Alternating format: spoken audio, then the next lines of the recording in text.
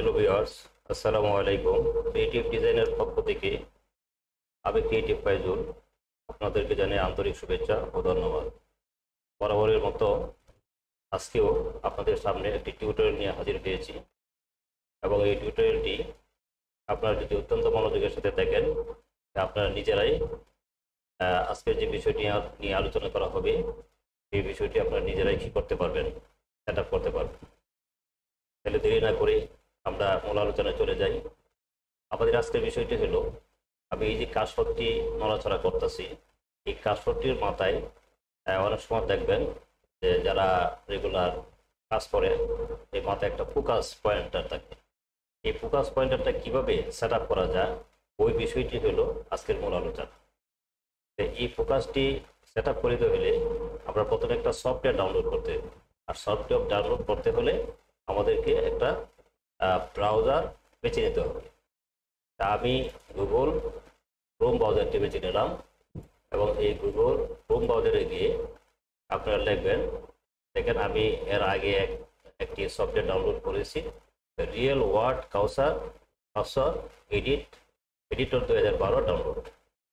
এই কথাটা লিখে ক্লিক করবেন। ক্লিক করার পরে এই যে একটা সফটওয়্যার চলে আছে, রিয়েল ওয়ার্ড কাউসার এডিট 2012.1 ডাউনলোড ফ্রি। এই সফটওয়্যারটি আপনারা ফ্রিতে ডাউনলোড করতে পারবেন, কোনো টাকা পয়সা লাগবে না। আমি ইতিপূর্বে উক্ত সফটওয়্যারটি ডাউনলোড করিয়াছি এবং এই সফটওয়্যারের মাধ্যমে আপনাদেরকে আমি পুরো বিষয়টি নিয়ে আলোচনা করব এবং বুঝাই দেবো। এই সফটওয়্যারটি আমি ওপেন করি। ওপেন করার পরে দেখেন একটা পেজ চলে আসছে। এই পেজে আমরা সরাসরি উপরে দেখেন একটা বাম পাশে আছে ক্রিয়েট। এই ক্রিয়েটে ক্লিক করব। ক্লিক করার পরে আরেকটা ওই যে কার্সর আছে তীর চিহ্ন মতো, নিউ মাউস কার্সর, এখানে ক্লিক করব। ক্লিক করার পরে আমরা চলে যাব এই উপরের টুলবারে গিয়ে এই যে আরেকটা আছে কি মেক এরো শেপ, এই মেক এরো শেপে ক্লিক করব। ক্লিক করার পরে যে কার্সরটা চলে আসছে, এই কার্সরটা আপনারা কি করতে পারেন, ছোটও করতে পারেন, বড় করতে পারেন। এই যে প্রথমে আছে এরো হেড সাইজ, আপনারা কি করতে পারেন, এটা তো ডান দিকে নেন তো এই মাথাটা বড় হবে, এটা যদি বাম দিকে নেন মাথাটা ছোট হবে। আর এরো ট্রেল সাইজ, এটা যদি কি ডান দিকে নেন লম্বা হবে, এটা বাম দিকে নিলে ছোট হবে।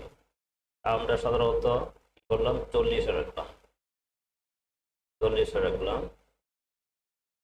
আর এই যে আউটলাইন কালার হলো এই যে কার্সরটার চার পাশে আউটের যদি কালার কোনো পরিবর্তন করতে চান তাহলে পরিবর্তন করতে পারেন। আবার দেখা যায় ফিল কালার হলো ভিতর যে কালারটা, এই অংশটাও যদি আপনি পরিবর্তন করতে চান পরিবর্তন করতে পারেন। এখানে ক্লিক করলে আপনি বিভিন্ন কালার চলে আসবে, এখানে ক্লিক করলে বিভিন্ন কালার চলে আসবে। তারপরে সেকেন্ডারি ফিল কালার, আরও যদি কোনো কালার পরিবর্তন করতে চান অনেক কালার আছে, পরিবর্তন করতে পারবেন। দেখা যায় আমি আর কোনো কালার পরিবর্তন করলাম না করে ওকে ক্লিক করলাম। ক্লিক করার পরে দেখেন যে অপশানটা আসছে, এখন এই কার্সরটারে মিডিল স্টেজে নিয়ে আসতে হলে আপনারা দেখেন এই জায়গায় যে মুভ টুল আছে, মুভ টুলে কার্সরটা ক্লিক করে আপনি এই কার্সরটা সমান জায়গায় আপনি রাখবেন। সমান জায়গায় রেখে এটা সমান, মোটামুটি যেন সমান হয়, এই সমান জায়গায় রাখবেন। সমান জায়গায় রেখে ছোট করতে পারবেন, বড় করতে পারবেন। সমান জায়গায় রেখে পরবর্তীতে আপনি ইলিপস, একটা শব্দ আছে ইলিপস মানে রাউন্ড, এই ইলিপসে ক্লিক করবেন। ক্লিক করার পরে দেখবেন যে এদিকে কালার চলে আসছে। এখন আপনি কি কালার দিবেন, এই কার্সরটির যে ফোকাস পয়েন্টটা কোন কালার থাকবে এই কালারটা আপনি নিজে নির্ধারণ করতে পারেন। এতে বিভিন্ন ধরনের কালার আছে, আমি সাধারণত হলুদ কালারটা কি করলাম, নির্ধারণ করে নিলাম। হলুদ কালারটা সিলেকশন করলাম। সিলেকশন করার পরে এই জায়গা থেকে কি করব, সুন্দর করে রাউন্ড করে মনে করেন এই যে নিয়ে আসলাম। এখন আপনি যদি মনে করেন যে এটা আরো ছোট করবেন, করতে পারেন,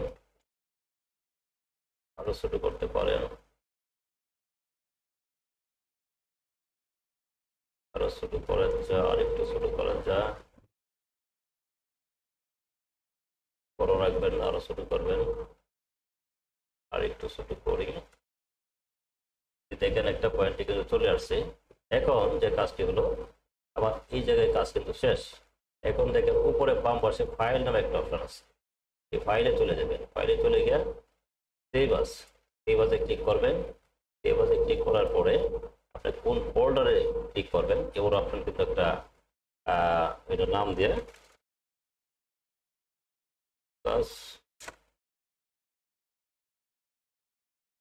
নাম দেন cursor focus point, focus point, focus point 1 1 দিয়ে আমরা ডেস্কটপে সেভ করি, করে ওকে দিই। ওকে দেওয়ার পরে আমাদের এই জায়গার কাজ অর্থাৎ সফটওয়্যারের কাজ আমাদের শেষ। তাহলে আমরা এই জায়গা থেকে বাইরে যাই। বাইরে যাওয়ার পরে নিচে দেখেন এই যে চার্জ অপশন আছে, এই চার্জ অপশনে গিয়ে mouse MOUS mouse setting SETTINGS setting দেখেন, দেখার পরে দেখেন উপরে কিন্তু মাউস সেটিং চলে আসছে। এই মাউস সেটিং এর মধ্যে একটা ক্লিক করবেন।